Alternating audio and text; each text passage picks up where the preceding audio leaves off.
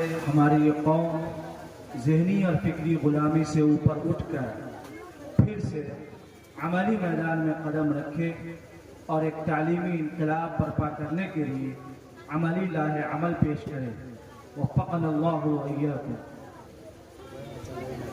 اب ان کے بعد بڑے ادب و احترام کے ساتھ عالم اسلام کی مشہور شخصیت